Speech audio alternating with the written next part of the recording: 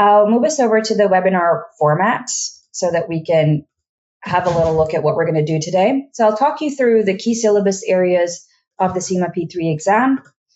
I will then go through CIMA P3 exam topics that cause students the most difficulty.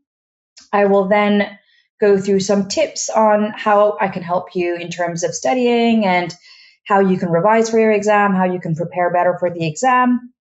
And of course, finally, some student questions and answers that you might have. Pop them in the question box, and I will try to answer as many as I can. So moving to the syllabus overview now. You're at your strategic level. After your E3, P3, and F3 exams, you will be sitting your strategic case study. So the good news is you've gotten this far. The bad news is now that you're here, you're going to be applying your knowledge from the P1, P2 level to the P3 in a strategic way. So if you look at the syllabus, there will be some overlap between what you've done in P2 and some of what you're going to do in P3. The syllabus itself is very balanced. You've got 4 areas. You've got 25% on cyber risks, 25% on enterprise risk, 25% on internal controls, and 25% on strategic risks. So it's a very balanced syllabus. There's nothing too daunting about the syllabus over here, but I will talk through some problem areas as we go along. So I'm going to talk about the syllabus area of enterprise risk. And the enterprise risk area, if you look on the right-hand side, I'm showing you how the blueprint links to this part. So there are essentially 3 large lead outcomes in this area. You're supposed to be considering how risk information is communicated within the organization. And to start off with then, it's an analysis of the sources of risk and the types of risk. So what are some of the risks that can happen? How can we prevent them? What strategies can we implement? So if you look on the right-hand side over here, the representative task statements are the things that you should be able to do at this level. So it says, for example, for you to be able to analyze upside and downside risks that are arising from internal and external sources, and then analyzing strategic and operational risks that can arise. And then moving on to how there could be cultural differences within operations that are international and or between legal systems. And that's just you covering the types of risk. The second lead outcome has to do with your evaluation of risk. And if you look at the skill level, it's all on analyses, right? So that means that the mini scenarios that you're going to get will be very little of regurgitation of information and a lot more of you applying your knowledge of risk to that particular little mini scenario to get the right answer. And so when you're evaluating risk, really, we're looking at how bad is this going to be? So we're looking at how likely is this risk to occur and what the impact of the risk is going to be. And then we consider what kind of exposure we're having because of our own internal strengths and weaknesses. And we try our best to either, avoid the risk, mitigate the risk, or transfer the risk, right? We'll come up with risk maps and we'll try to analyze the different scenarios. So we go with 10% of a good scenario, 10% worse scenario than what we think. And we try to evaluate what the implications of these risks will be on the organization. And that's just us going through the second part. In the third lead outcome, so once you've analyzed a risk and you've evaluated the risk, you will then move on to discussing ways of managing it. And that all also depends on the risk tolerance of the organization. So how traditionally run is this organization? You have organizations that might be run in a far more casual, more more capacity for risk way. And you have organizations that really don't have a high tolerance to risk. So depending on where the organization is in terms of their appetite and capacity, we will have to come up with ways of managing the risk. Now, the way that risk is managed at this strategic level follows compliance with the COSO framework, which has been around for a very long time, and the guidance that the COSO framework gives us in coming up with responses. And so the last part is the risk analytics, and that's where we sort of describe how we're going to mitigate our risk, how we're going to report our risk to stakeholders, and what the environmental social dilemmas are when we're trying to manage risk, because it's not always so straightforward at the strategic level. So that's the area of enterprise risk, and it relates to how the organization, the enterprise itself, deals with risk. So moving on to strategic risk. With strategic risk, again, you have a number of lead outcomes. The first one is analyzing the risks that are associated with the strategies that we formulate.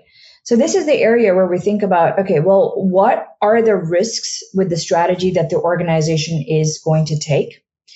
What are the sources of these risks? And how can we evolve our strategy in an environment that is consistently changing and dynamic? I draw your attention again to the skill level, which rests between analyses and evaluation.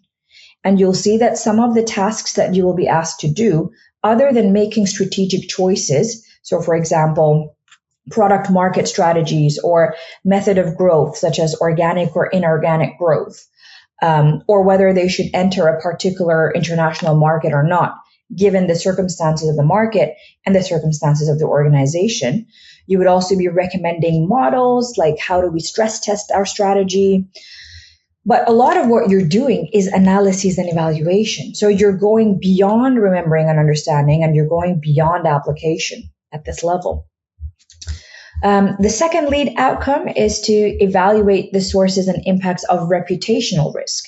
And reputational risk can come from or arise from various, sources. And it's an important strategic risk because there is no real quantification of reputational risk until you actually use models to manage it.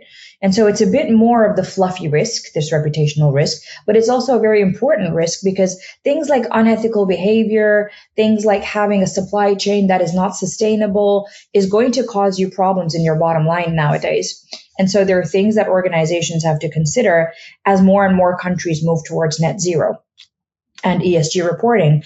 A lot of sustainability reporting is also becoming mandatory. So there are really important risks for organizations to consider nowadays in terms of their brand and the reputation of their organization.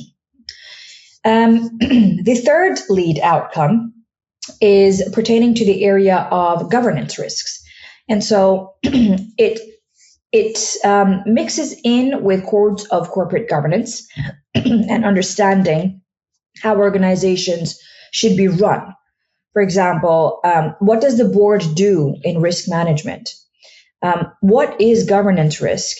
And how do various corporate governance codes and principles apply? So a little bit of this area, as you can see, is in the remembering and understanding part of the blueprint, which means you need to understand and remember the roles of, for example, the board, the chair, the CEO, and what each of them do, what all of the committees do, what do non-executive directors do in a board of directors. And then you move on to the more analysis bit where you analyze what the roles of these boards of committees and NEDs are in terms of what's happening within the scenario. You analyze the risks that are associated with the compensation schemes, for example, and the impact of that strategy on the reputation, and the risks associated with not having maybe the best codes of corporate governance in practice. And so that poor governance is going to impact the organization, and you might have to analyze how and what that impact is going to be. So that's pretty much the area of strategic risk. It relates to the strategies that the organization might take or is taking, the sources of reputational risk that can occur, again, because of the strategies that they're taking. So depending on where they're choosing to have their production facilities, where they're choosing to have the supply of materials from, how they're choosing to tell their customers how their products are going to be destroyed after they've been used, for example. And then also the strategy that they have in terms of governing their own organization. So it has to do with their decisions that they're making, more or less, in everything that they try to do. The next syllabus area is slightly larger, and it has to do with internal controls. Now, with internal controls, you have 4 lead outcomes. The first lead outcome is in analyzing the internal controls that manage risk within organizations. All organizations will have a series of controls, or you can say things in place that make sure that the business runs smoothly. And so you need to analyze in this area. So if you look again, most of the verbs are analyses and evaluation verbs. You're analyzing what the director's responsibility is in terms of internal controls, what the purpose of these internal controls are, and then what are the features of a good internal control system. So what should organizations have from top to bottom in terms of segregation of duties, in terms of authorization, responsibility, having ethical values, integrity in what they do? How do they foster these values through their internal control systems, and or what they have in place to allow for this to happen? And then you will analyze the appropriateness of these control systems that management has in place, and they may not always be appropriate to the business function. And you would have to pick up on that. The second lead outcome with the internal controls area is recommending internal controls for the management of risk.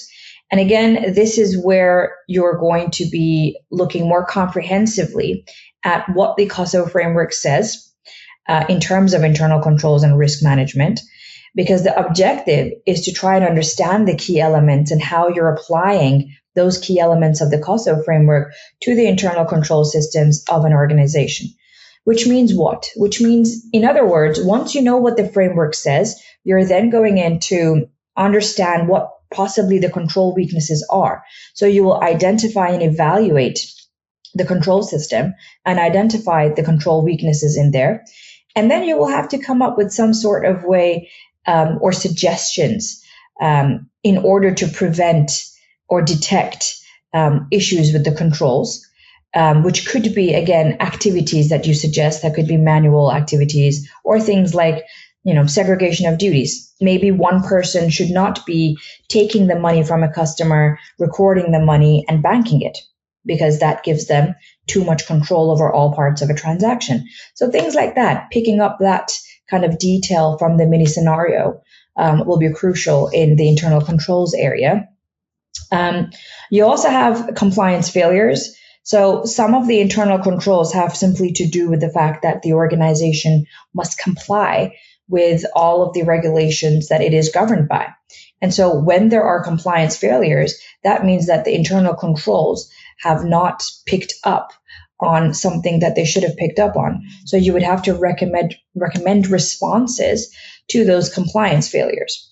And you would also probably consider whether a failure is an internal failure or an external failure, i.e. you've picked up on that failure before a product has gone out to the customer, or it's actually happening afterwards. Internal failure costs less than external failure. So that's sort of the mindset that you need to have when you're looking at internal controls in this part of the syllabus. The other lead outcome, which is outcome 3, is discussing the issues relating to internal audit. Now, the reason that internal audit is important over here is because once internal controls are set and they're written down on paper, they look great. But somebody needs to actually go and make sure that these controls are working. And that is the role of internal audit, which is different to the role of external audit. So internal audit really is a function of the organization that looks after all of these controls that are in place and make sure that they're working effectively and efficiently. So again, you'll notice in this part, because there's a new area, there's remembering and understanding, but then the application and evaluation is also there when you're looking at effective internal audit and what the internal audit report must include. And essentially, you're trying to understand what has gone wrong, whether there is a risk that is inherent to the business, whether there is a risk that is there because the controls are not working, so there's a control risk, or whether there's a detection risk. And once you've done that, you'll interpret your results and you will advise on the reliability of the controls. You will also probably determine what could be changed so that, the controls could run effectively, and for your department as an internal audit department to be more independent. Because it is a function of the organization, it is less likely to pick up on issues that have to do with strategic management because of the conflict of interest with you being an employee of the organization. The parts of the internal audit report that are reported also to the directors is something that you need to have knowledge of, and sort of how do we present those findings and what those findings should look like. So it's a good idea to understand the analyses that goes on with an internal audit as well. So this area, as you can see in summary, has a lot to do with the internal controls that an organization has, what they are they effective and efficient, are they running, and how can internal audit make sure that everything runs more smoothly within the organization. The final syllabus area is cybersecurity risks. Again, this is a larger part of the syllabus. The lead outcomes have to do with, because it's new again, so you've got remembering and understanding. And then once you've moved on from here, you'll notice that there's a bit more analyses and evaluation in lead outcomes 3 and 4. So in lead outcome 1, you're just looking through and understanding the types of information and the type of cybersecurity risks that an organization can have. What are they susceptible to? Where are they using information? How are they storing information? Where is this information stored? How are they making sure that the integrity of the data is not compromised? How are they processing this data?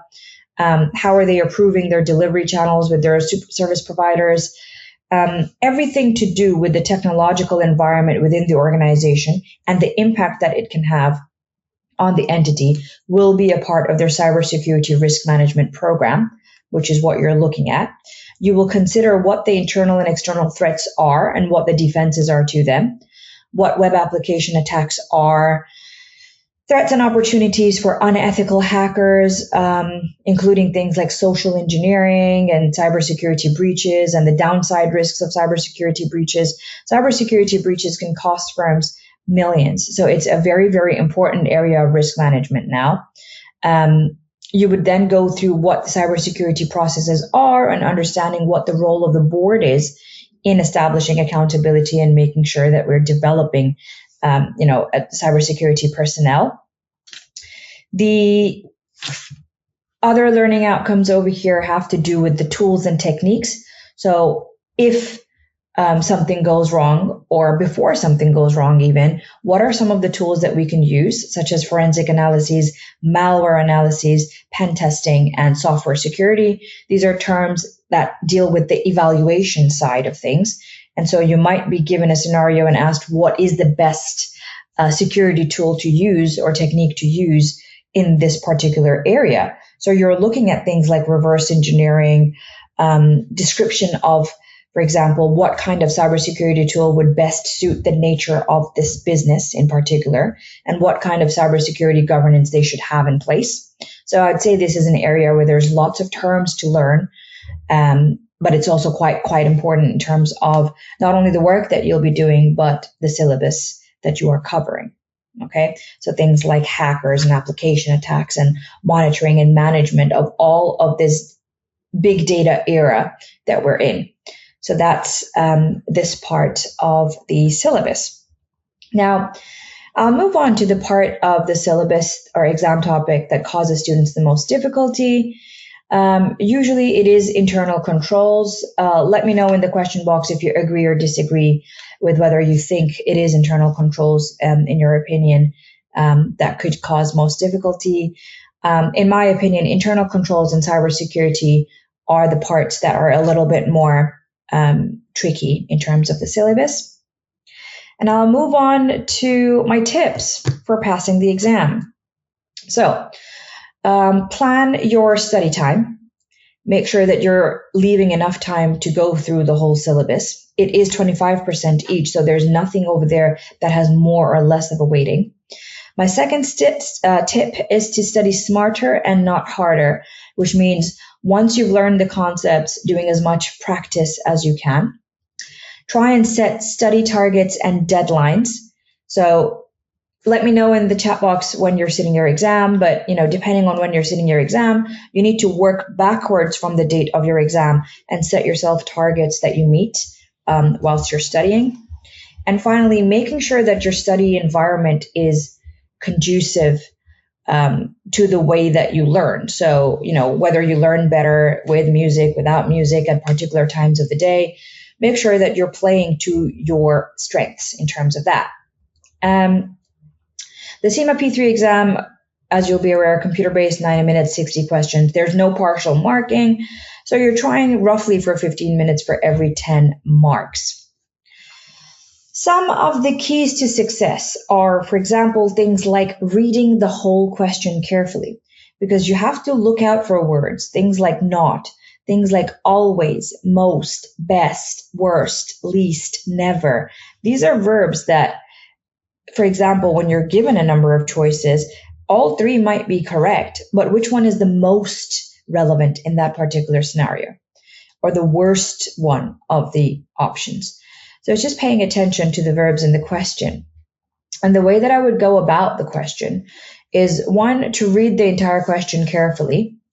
Second, to try to formulate your response before reading the rest of the options, but then read all the options provided and then select the most appropriate option. Let's look at an example of a mini scenario question. So, for example, in this question, it says GHI Financial Services is a company that offers online banking services, and they've noticed an increase in phishing attacks targeting their customers. Now, these attacks are designed to steal sensitive information such as login credentials and credit card details. Which of the following measures is the most effective for GHI Financial Services to reduce the risk of phishing attacks? Now, if you look through the options, having updated anti-software, implementing stronger password policies, firewalls, and conducting phishing awareness all seem correct, but the question asks for the most effective.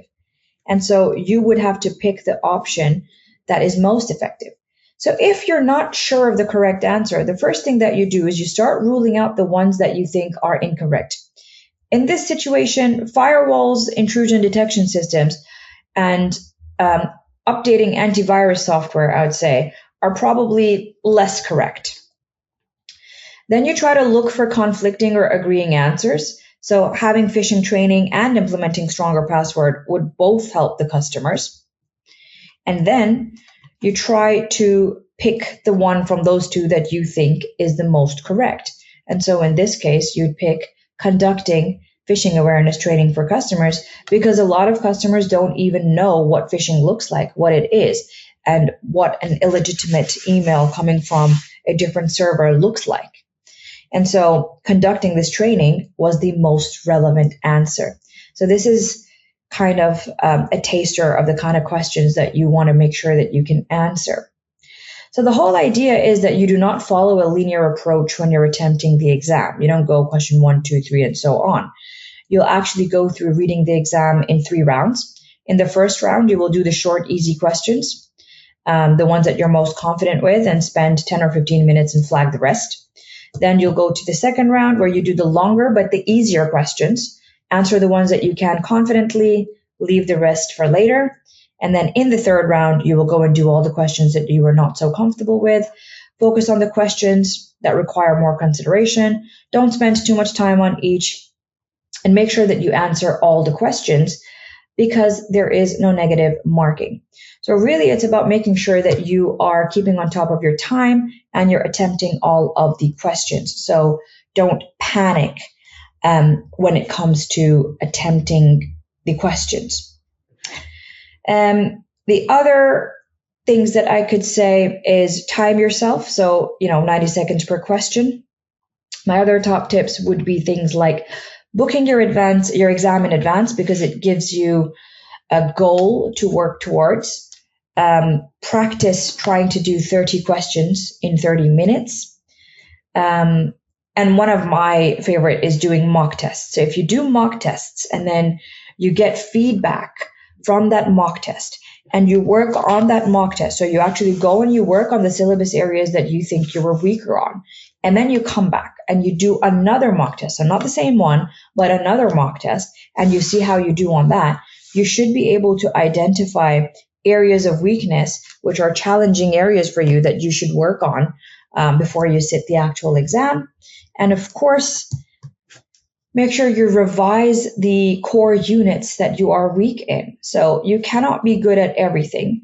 That's just a given fact. And so if there are areas that you are slightly weaker at, maybe you've not read, maybe just the concept is a bit more fluffy for you and you're not sure, I would make sure that I revise those core units a little more before I actually sit the exam, because you don't want to go into an exam such as a P3 strategic level exam where you feel a little unprepared about a particular area, because the weighting of the exam is such that you will definitely get a 25% weighting of questions from each area. So there is no point in trying to selectively study or think that if you're weak in an area that you still have a chance of passing. You do have a chance of passing, but to make sure that you have the highest chance of passing, you must revise the core units that you are weak with.